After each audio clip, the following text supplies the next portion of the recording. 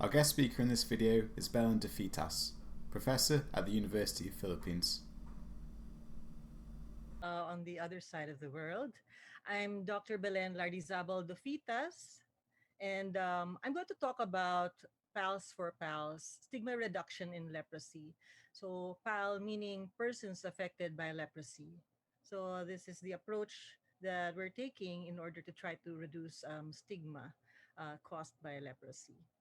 So, as an introduction, I'm actually a researcher and I'm a practicing clinical dermatologist, and I'm a faculty member of the College of Medicine at the University of the Philippines, Manila, and the Philippine General Hospital. But most of all, my work with leprosy is because I've been involved with an NGO, Philippine Leprosy Mission. And for the past years, I've been the president of the Board of Trustees. And my greatest job of all actually is I'm a mother of four sons. That's my but aside from, the supposedly glamorous world of dermatology, I'm actually more of a community dermatologist. So my love affair with leprosy began many years ago when I started training in dermatology and realized that this is really in line with how I think dermatologists should be really working. It's more on um, diseases that affect the public, that are really prevalent. And then especially I realized that leprosy is one of the most important public health problems that involve the skin and the nerves. So I'm gonna relate to you how we approach stigma reduction in the Philippine Leprosy Mission and in my work as a dermatologist.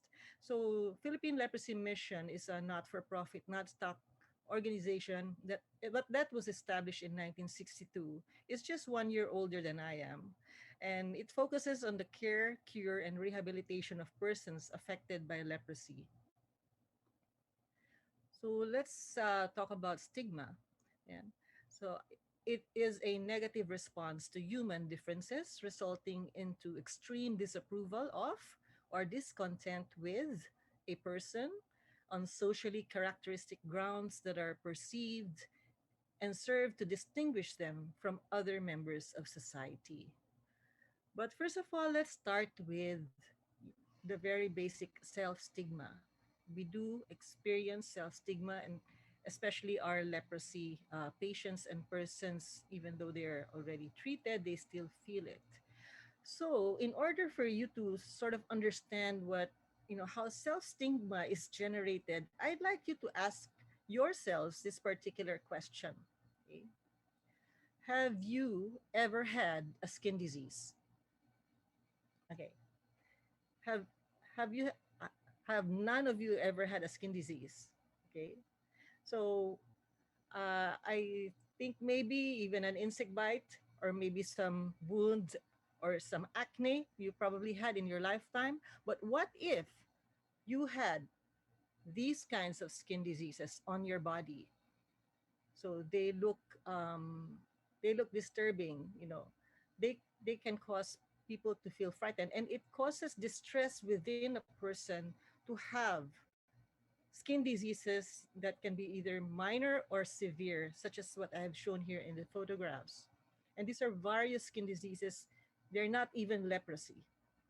So you can imagine how a person who has, let's say, for example, severe psoriasis, red and scaling all over, or a person who has lepromatous leprosy, with several bumps and darkening of the skin, or sometimes even ulcerations or deformities, how they feel about themselves.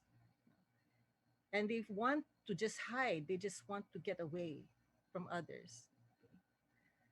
Leprosy is the classic stigmatizing disease. It's been with us for centuries, and it's been quoted over and over again, of course, in our biblical allusions.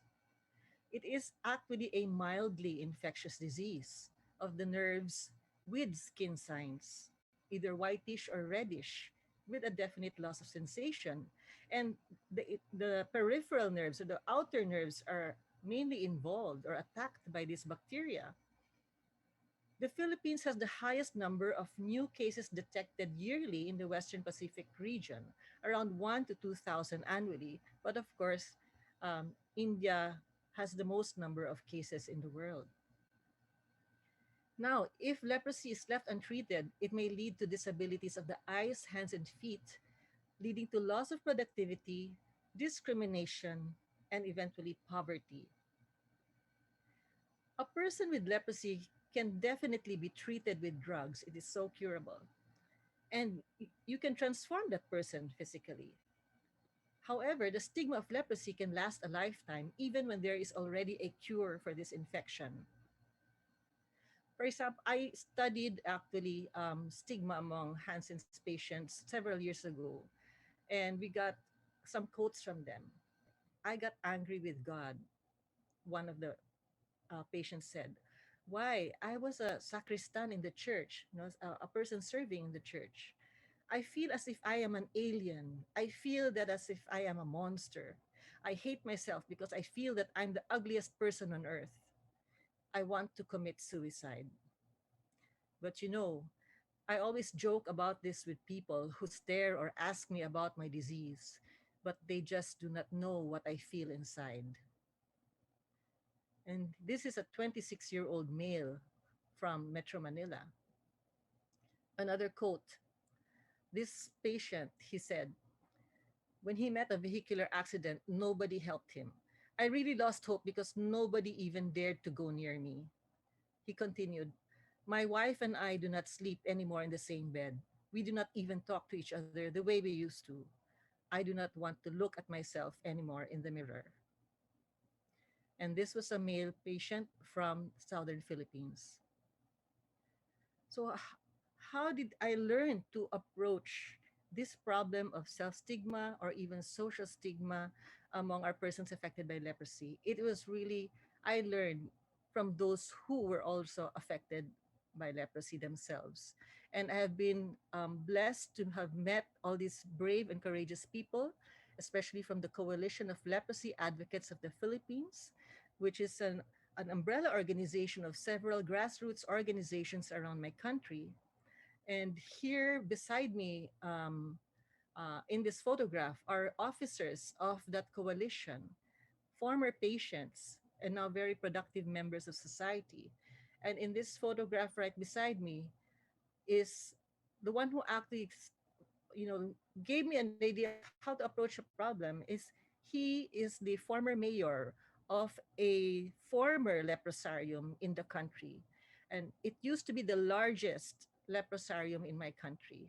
His name is Mayor Hilarion Gia, and he has passed away already, but he taught me valuable lessons. He said he used to be afraid to talk to people until one day one politician decided to take him under his wing and introduce him to all other politicians, let them shake hands with him with his claw hands.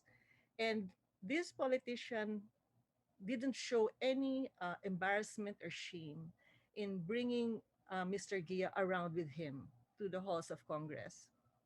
And that's how he gained confidence, and that's how he became a leader and eventually the first mayor of this former leprosarium.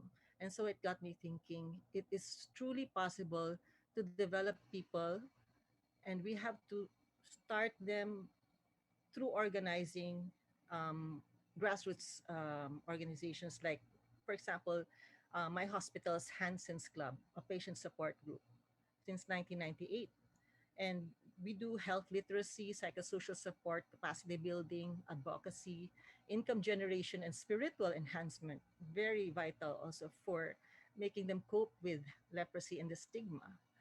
And we also in Philippine Leprosy Mission went into economic activities and economic empowerment, such as this cooperative that we helped set up in southern Philippines, where they used to be outcasts. But when they started microfinance in their cooperative, the people in the community started respecting them. And I learned that it can't be me all the time talking on behalf of persons affected by leprosy. Although I would bring some of them with me when I had radio or television interviews about leprosy, such as this lady over here.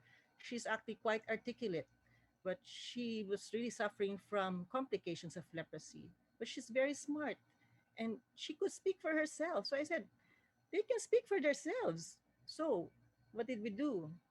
We have to enable them. First, basic knowledge about leprosy, complications, self care, their human rights, add psychosocial support like improved understanding and acceptance, motivation to participate, add on communication skills like to share information with others affected by social stigma and to share information to the public. And on top of that, be their own advocates.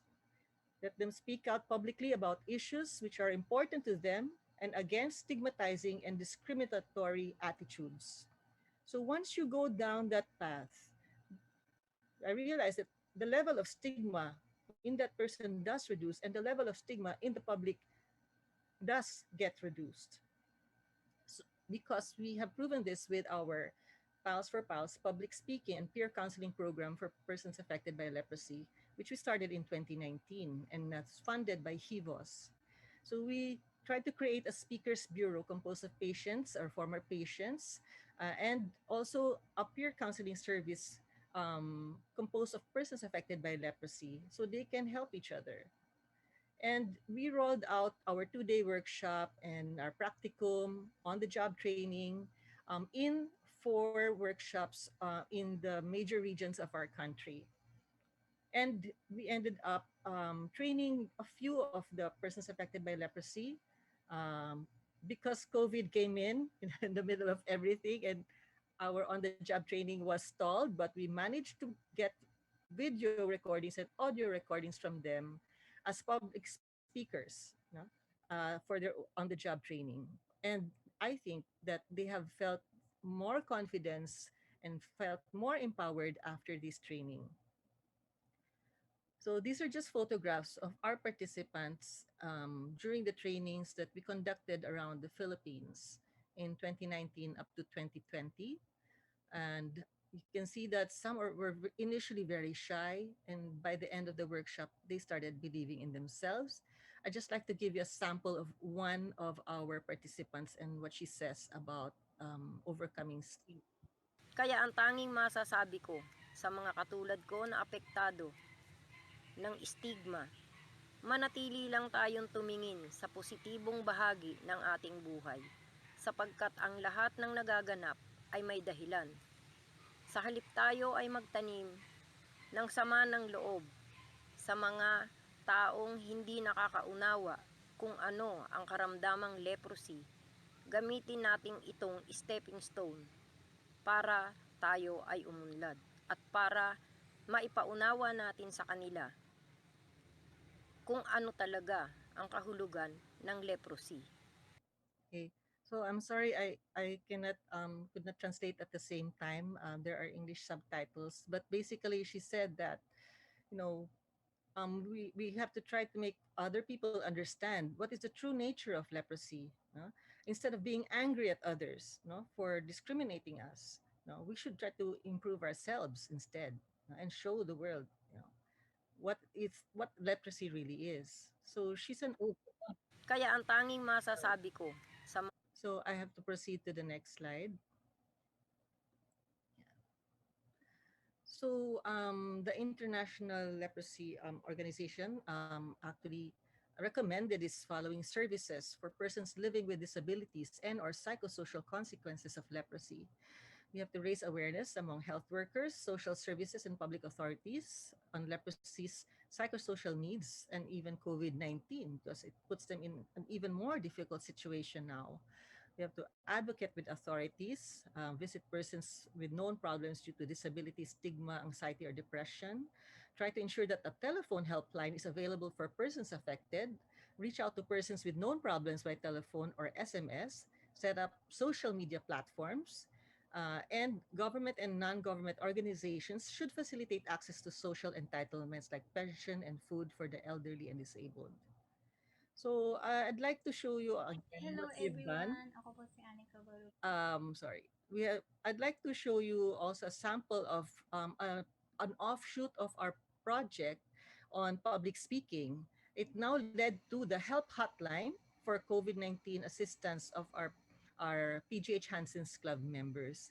And this is our secretary. Hello everyone! Ako po si Anika Barubias at isa sa mga members ng Hansen Club PGH at bigyan ko po kayo ng background about sa aming grupo. So, ito po ay binubuo ng mga patient na nagkasakit ng Hansen or leprosy. So, ang project na naplano ng Hansen Club ay isang way para makatulong sa aming mga members. So, ito po yung tinatawag na help hotline. Kasi sa panahon ngayon, last year, 2020, so, hirap sa mga members namin ay hindi makontak. So, nagkaroon kami ng pangangailangan financially, ganun din physically dahil nga nagkakasakit yung iba dahil hindi nahinto sa pag-check up. So, ang ginawa ng aming Hansen members, mga officer, at sa tulong ng aming mga doctors, Dr. Belen, ay nagkaroon kami ng nagbigay ng tulong. At isa sa nagbigay ng tulong ay ang Sasakawa Foundation. Sa pamagitan nila ay nagkaroon kami ng way na makatanggap ng relief assistance. Sa panahon ngayon, kailangan natin magtulungan at thanks God dahil merong mga tao talaga na handang tumulong sa mga nanghihingi ng pangangailangan. Okay. So basically, Annie said that because of the PGH Hansen's Club is a support group, they were able to get some grant from Sasakawa Health Foundation and form this project for COVID-19 assistance and a help hotline for any person affected by leprosy to call up the officers of the club for inquiries or even to ask for help for their psychosocial support or financial support. So I'd like to end with this sample of the output of our Pals for Pals project. One of our participants is a school teacher, and she had severe leprosy as a child. And so this is just a video clip. This is just one of our short videos that we are showing the world from the mouths of persons affected by leprosy, not from anyone else. So Pals for Pals literally means Friends for Friends, a voice empowerment project.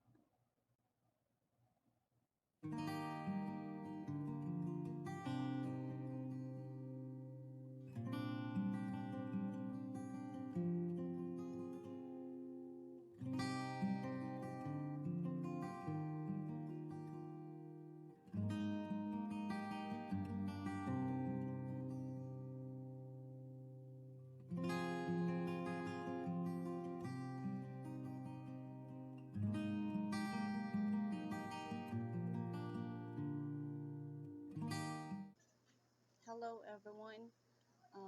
Not all professionals are really good in public speaking, especially people like us who experience the disease and how people outside look at us.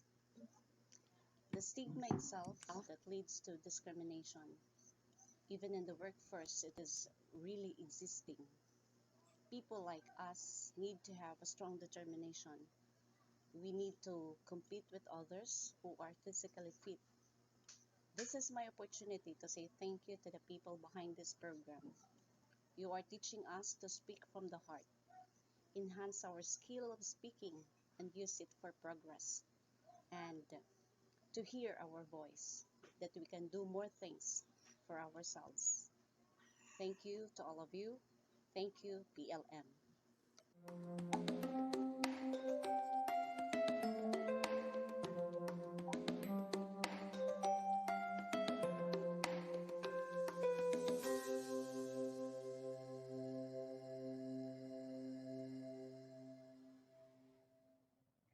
So thank you very much for your attention. Thanks very much for watching. You can like and subscribe to our channel below.